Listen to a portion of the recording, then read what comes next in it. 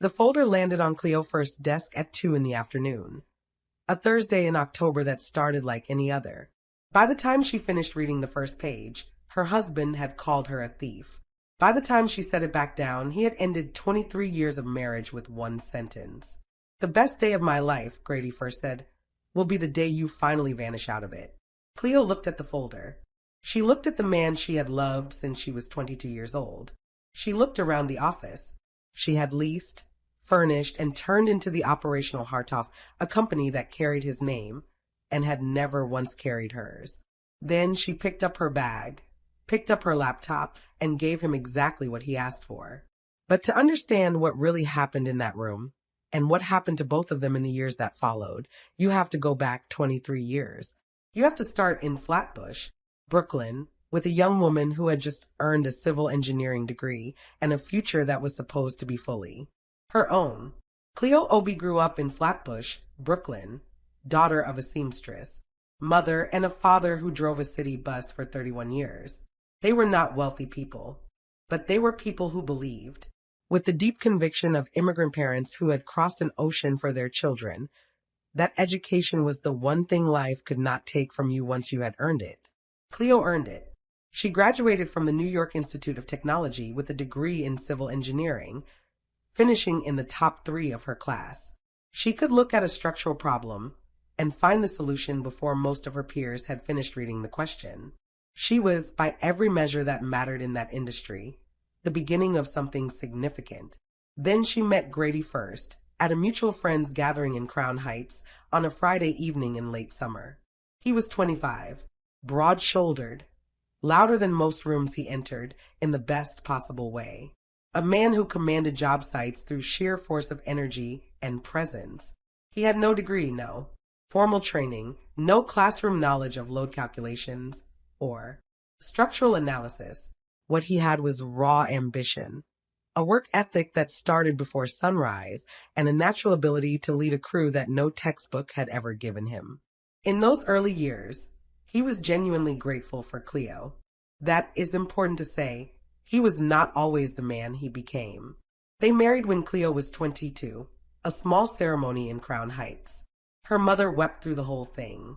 Grady's mother, Vera, sat in the front row, composed, watchful, making her careful assessments.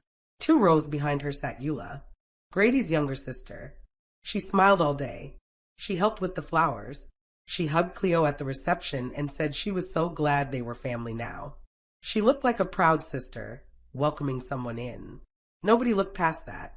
Grady had a truck, a crew of 3, and the beginning of a company. He did not yet know how to run. He knew how to build. He understood materials, labor, and in his body from years of physical work. What he could not do was write a bid that a corporate client would take seriously. What he could not navigate was insurance renewals, subcontractor agreements, license deadlines, or the kind of professional relationships that produced repeat business over years and decades. Cleo could do all of that.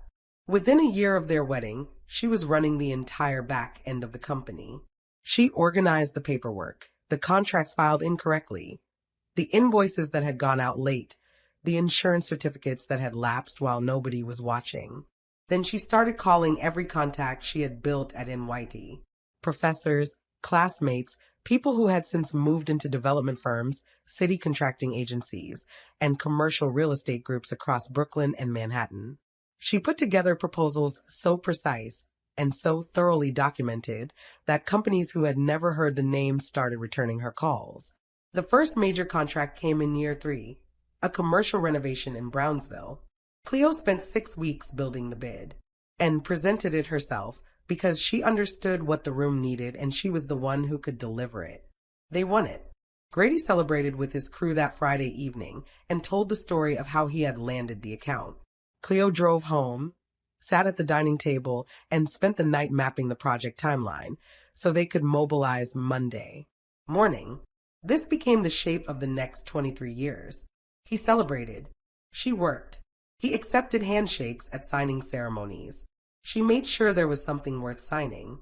He stood at industry dinners and spoke about the company, his company, as though it had formed itself around him through some natural force, as though the clients, The contracts, the reputation had all simply arrived. He did not lose his wife in one day. He lost her every single year. He called her help instead of partner. Cleo told herself for a long time that this was what partnership looked like, that doing the work was its own reward, that knowing what she had built was enough, even if no one in any of those boardrooms ever understood who was truly behind it. That was the lie she kept telling herself, and she had told it so many times for so long that it had started to feel like the truth. Her salary went into an account in her name alone every single month. Not as strategy, as instinct.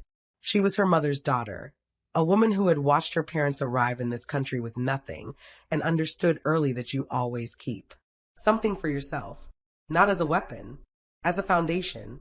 She would need it. Eula was always around. That was not unusual. She was family. She appeared at company, events, helped at dinners, called her brother on weekday evenings to check in. Warm with Cleo. Warm with everyone, in the way that certain people can sustain across years without the warmth ever. Quite feeling like it has roots. What Cleo noticed first was not Eula. It was Grady. Somewhere around year 19 of the marriage, he began to change, in small, hard-to-name ways. He started asking about the accounts in ways he had never asked before. Looking at documents he had always left to her. Coming home uncertain. Evenings with a tightness around his jaw that vanished when she asked about it and reappeared the following morning, unchanged. He said it was work stress, the weight of running a company at their scale. Cleo believed him because she wanted to believe him. She did not yet know that for months, while she was in meetings on site visits, managing the full operational structure of a company that ran on her decisions, someone had been sitting with her husband and filling the space of her absence with a different story. A story about the accounts, about patterns that looked suspicious, about a woman who had always known more than her husband, and what a person like that might do with that kind of knowledge. Eula did not invent the story all at once. She fed it slowly. One planted question, one gentle expression of concern from a sister who only wanted what was best for her brother. That was all it took, because the soil had been ready for years. The confrontation came the way confrontations do when a decision has already been made, loudly and with no space for the other person to speak. Grady stood across the desk from Cleo with his arms crossed and delivered what he had been told to believe, as though he had discovered it himself. Cleo read the documents inside the folder with the professional attention of a woman who had worked with financial records for 23 years. She recognized immediately what she was looking at. The records were fabricated. The pattern was too clean, too perfectly constructed to be real. Real financial activity leaves irregular traces, small variances, organic timing differences, the fingerprints of a living operation. These records had been built to tell a story, built with patience and access to the kind of help that money can quietly buy. She started to say this. Grady did not let her finish. He had been holding whatever was in that folder for longer than she knew, and the weight of it had become something that left no room for a counterargument. He said what he believed in the full voice of a man who had already closed every door and had not come to open a single one. And in the middle of it all, with 23 years of marriage between them and the company she had built surrounding them on every wall, Grady Furst said it. The best day of my life will be the day you finally vanish out of it. Cleo closed the folder. She set it back on the desk with the same hands that had filed every successful bid this company had ever submitted. She looked at her husband of 23 years, not with tears, not with the raised voice of a woman defending herself to someone who had already decided. She looked at him with the full, clear recognition of a woman receiving information she had been half knowing for a long time and had been refusing to face. She did not see a man who had been deceived. She saw a man who had been ready to be deceived. He had not asked her a single question. He had looked at a folder someone placed in front of him, and he had let it confirm what 20 years of comfortable pride had been preparing him to believe, that he had built this himself, that Cleo had been help, that whatever she contributed, it was not enough to earn her the benefit of a single doubt. She picked up her bag. She picked up her laptop. She took one last look at the office she had made from nothing. Then she walked out and did not look back. She made it to the parking garage on Atlantic Avenue before her hands started shaking. Not because she was afraid, because 23 years of a marriage had just answered her in one sentence. And the answer was not new. She could see now that it had been building for a very long time. But hearing it, out loud, from the mouth of the man she had given everything to, had a weight that her body needed a moment to absorb. She sat in the driver's seat. She looked at her hands on the steering wheel. Then she picked up her phone and called Kel. Some people watching this already know what it feels like to be the engine while someone else holds the steering wheel. If this story is landing somewhere real for you, subscribe to this channel, hit that like button, and drop your city in the comments right now. Because what Cleo Furst built after she made that phone call, what she and her son built together from one rented room on Fulton Street, is something you need to stay until the very end to fully understand. Cal Furst was 20 years old, in his second year of construction management at City Tech, just a few blocks from the Atlantic Avenue garage where his mother now sat. He picked up on the second ring. Cleo told him what happened. Facts first, the way she always communicated. Kel listened without interrupting. When she finished, the line held 4 seconds of silence. Then he said, "Tell me where you are." "I'm coming now." He found her still in the parking garage. He got into the passenger seat, looked at his mother, and said something he had been carrying for years, waiting for the right moment without, knowing it would arrive like this. "I was 12 years old," Kel said, "when I realized Dad didn't know how the company actually worked. I was 13 when I realized you were letting him believe he did." Cleo looked at her son. "You deserved better than that your whole career," he said. "So let's go build something that has your name on the front of it." Between them, they had Cleo's savings, 23 years of monthly deposits into an account that had always been hers alone. Not a fortune, but real and enough to begin. First in Kel Construction LLC was registered in the state of New York on a Monday morning. 1 rented room, 3rd floor, a building on Fulton Street in downtown Brooklyn. 2 desks, 2 laptops, a second-hand filing cabinet they carried up the stairs themselves. A window facing out over the rooftops of a borough Cleo had spent 23 years building, without her name appearing once on anything she had made. That was about to change. Grady wasted no time. Within days of Cleo's departure, a version of events began moving through Brooklyn's construction networks. Not announced, not sent by email, just dropped into conversations without fanfare. At site meetings, at industry events, in the exchanges between people who had all worked with the same firms over the same years. She had been stealing from the company. There were documents. The clients who had always returned Cleo's calls began to go silent. Not all at once. One at a time, the way trust erodes when a rumor finds the right soil. A call left unreturned. A meeting that did not get rescheduled. A developer she had worked alongside for 11 years who suddenly had another firm in mind. Cleo understood exactly what was happening. She did not have the energy to fight a story she could not see. She had a company to build. She made her list, every contact she had developed over 2 decades. Some were already gone, closed, off by whatever had been said. Others answered, cautiously, waiting to see what was true. She did not try to convince anyone. With words, she let the work convince them. The first year of Furst and Kel was the hardest year of Cleo's professional life. Bids lost to companies with longer track records.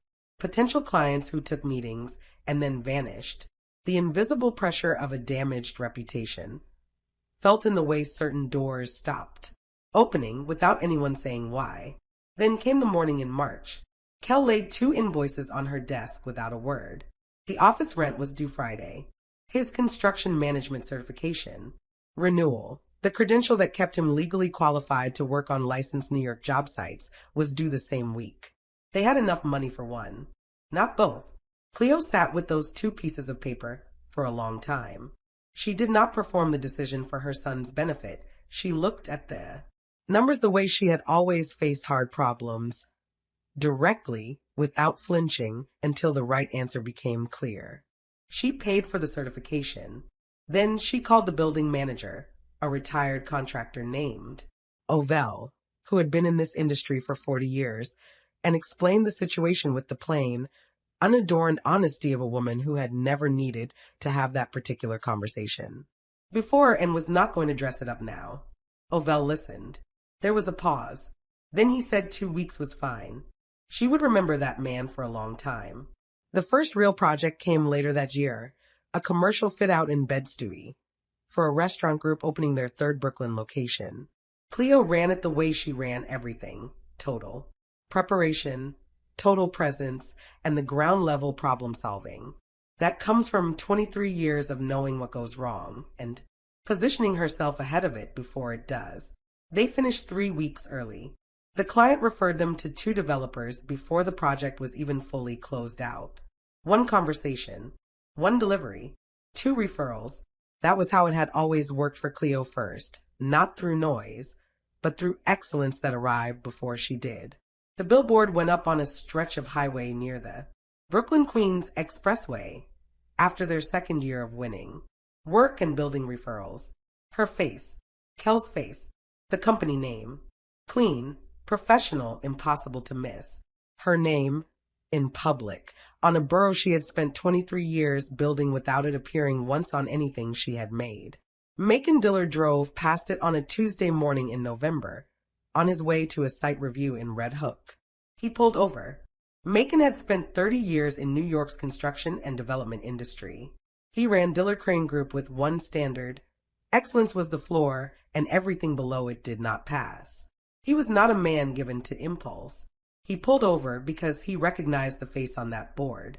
He remembered 2 projects, not the largest Dillard Crane had overseen, but the 2 delivered without a single complication from start to finish. No request to revisit the timeline. No budget surprises. No back-end excuses. Both had been managed by a woman who showed up to every meeting with documentation that answered his questions before he asked them, who spoke to his engineers as a full equal, who solved field problems with the speed of someone who had already seen every version of every problem there was. He had always assumed she owned the company. He had never asked. The work had spoken loudly enough that the question had not felt necessary. Now, sitting on the side of the road with her face above the BQE, an anger moved through him, the kind belonging to a man who has just understood what he is looking at and does not find it acceptable. He called the number on the billboard. Cleo answered on the second ring. When she finished telling him everything, not with grief, not with self-pity, but with the factual precision of a woman who has had time to fully understand the shape of what was done to her. Macon was quiet for a long moment. Then he said, I want to tell you something. Every meeting I ever had with your husband's company, I dealt with you entirely. Every proposal, every project review, every site conversation. I told my team afterward that the operator running that company was one of the sharpest I had encountered in this industry in years. He paused. I always believed you owned it. I am sorry. That turned out to be the wrong assumption. Cleo said, I was never the owner, but the work was always mine. Macon said, yes. I understand that now, all of it. He told her about the project, the largest bid Dillard Crane had ever opened, a multi-phase infrastructure and commercial development in Bushwick. Fully competitive, formally structured. But he wanted Furst and Kel in that room. Cleo told him they would be there. Word moved through Brooklyn's construction industry the way it always has, faster than anyone intends, and through channels nobody fully controls. When the Dillard Crane bid became public and the invited companies were named, Grady heard Cleo's name attached to it within 48 hours. What he did next completed his own destruction in a way he could not undo, could not explain away, and could not survive professionally. He contacted Dillard Crane and submitted a package, the same folder, the same documents he had been carrying since October, the ones whose origins he had never once thought to question, along with a handwritten letter stating that the woman bidding on their project had stolen from her previous employer and could not be trusted with a contract of any scale. Dillard Crane's compliance team reviewed the materials. By the end of the 3rd day, they did not just know the documents were false. They knew Grady Furst had submitted fabricated material into an active bid process, and that was the kind of act that does not go unaddressed. They sent him a formal written notice, Cease and desist. Do not contact the company or its employees again regarding the selection. Do not submit further materials about any candidate. Failure to comply would result in legal action for deliberate commercial interference and defamation. Grady received that letter on a Thursday morning and read it for times. Then he drove to Eula's apartment in Flatbush. He put the letter on her kitchen table. He laid the folder beside it. He sat across from his sister in the kitchen where their mother had fed them as children and asked her, for the very first time, the question he should have asked before he ever walked into that office on Atlantic Avenue. Where did these come from? Eula looked at the letter. She looked at the folder. She looked at her brother's face.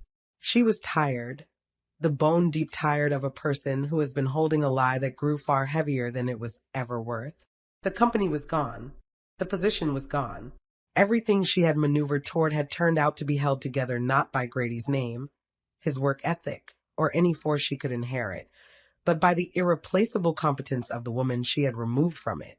She had taken the beam out of the house to own the house, and then she had watched the house fall in on itself. She told him everything. How long she had been planning it. The person she had paid to construct the fabricated financial records. Someone who knew how to build a paper trail that looked convincing to an untrained eye. The months of patient positioning, being in Grady's ear, feeding the doubt question by question, pressing on the crack in his pride until it opened wide enough to swallow whatever she placed inside it. What she had wanted from the beginning, the company, the standing, the position she had watched Cleo hold for 23 years. You think I wanted too much? Eula said. No, I wanted what she had been standing in front of for 23 years. She said it without apology, without a trace of remorse, with the flat, exhausted clarity of a woman making a final accounting of something that had cost more than it ever returned. Grady sat in his sister's apartment and understood, completely, without the protection of anyone else's version of events, what he had done. He had been given something extraordinary. A woman of rare intelligence and complete commitment who had chosen to build her abilities around the company he started. He had spent 20 years, slowly rewriting the story of that company until she was secondary in it. When the lie arrived dressed as evidence, he accepted it, without a single question, because it confirmed what 2 decades of pride had long been preparing him to want to hear. He had not lost his wife in one day. He had lost her every year. He called her help instead of partner. The folder in October had only been the final accounting of a debt he had been building since the beginning. He returned to what remained of Grady Furst construction, the accounts, the few surviving contracts, the staff who had not yet finished leaving. He sat in the office Cleo had built and saw it clearly, perhaps for the first time, not as something he had created, but as something he had inherited from a woman whose name was never on the door. The company closed within months. The money drained through contractor penalties, project disputes, and the damage of 18 months of mismanagement. The name Grady Furst Construction, which Cleo had made worth something in this borough, one delivered project at a time, now appeared in the industry alongside failed deadlines, suspended contracts, and a cease and desist from one of Brooklyn's most respected development firms. He was back to a truck, an empty roster, 48 years old. He had built himself exactly there. Cleo walked into the Dillard Crane bid presentation on a Wednesday morning in January. Kel beside her, 3 months of preparation behind them. 7 other companies were in that room. Some were larger, some had longer track records. The process was formal and fully competitive. Cleo presented last. She was not thinking about Grady when she stood at the front of that room. She was thinking about the project, the phases, the Bushwick site challenges that other proposals had treated as standard, and that she had spent 3 months identifying as requiring solutions built from scratch. She knew this work the way she knew all her work, from the ground up, with no gaps and no uncertainty. She presented for 44 minutes. The panel questioned her for another hour. When it ended, she and Kel gathered their materials and walked out into the January cold. She stood on the sidewalk for a moment and simply breathed. Kel looked at her. That was the best presentation in that room. Yes, she said, not with arrogance, but with the certainty of a woman who knows exactly what she put on a table. Dillard Crane called 4 days later. Furst and Kell Construction had been awarded the Bushwick project. The project ran for 22 months. Furst and Kell delivered it in 19. Dillard Crane said publicly afterward that it was the most precisely executed multi-phase project they had overseen in the New York market in over a decade. Macon Dillard was quoted by name. He described, in the language of a man who does not offer praise unless it is fully earned, what it looked like to watch someone operate at the highest level of their profession. The phone at Furst and Kell rang differently after that. Developers, city agencies, commercial groups with large portfolios, and a need for a contractor they could trust across all of them. Furst and Kell grew the way real things grow, not through a single explosive moment, but through the compounding of excellence delivered consistently, year after year, until their name in. Brooklyn's construction industry was not just established, it was the standard other firms were measured against. Cleo watched her son grow inside the company with the pride of a mother watching someone become who they were always meant to be, not shaped by his father's limitations, but built on everything she had spent a lifetime earning. 2 years after the Bushwick project closed, Grady Furst was driving through Flatbush on a Tuesday morning when he slowed at an intersection and looked up. A new development was rising on the corner, 18 stories high, a construction crane turning above the frame, and along the full length of the site hoarding on the block, in letters visible from the center of the street. Furst and Kell Construction. Her name, in Brooklyn, on a building she was raising above the same skyline she had spent her whole career building. Without credit, without recognition, without her name on a single thing. Until now. He sat at that intersection until the light changed twice. Then he drove away. He tried to reach her once. A letter, delivered to the Fulton Street office about 18 months after the Dillard Crane project was awarded. He wrote about regret, about what Eula had confessed and what it had done. To him to truly understand it. About going back to zero, knowing without any remaining doubt that he had built himself thereby. His own choices. He wrote that he had no right to ask for anything he was not asking. He simply needed her to know that he understood what he had thrown away. Not in one moment, but across 23 years of taking for granted the person who made everything possible. Cleo read the letter at her desk. She set it down. She looked out the window at the Brooklyn skyline, the same rooftop she had been contributing to for 30 years, the same borough she had poured herself into without a name on any of it.